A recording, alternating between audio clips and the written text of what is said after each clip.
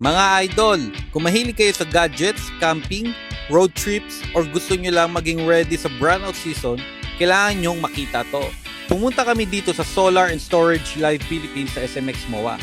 And isa sa pinaka-cool na booth dito, EcoFlow.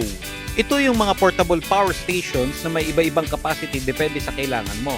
Whether pang phone charging lang, work setup, outdoor trips, or heavy-duty backup power.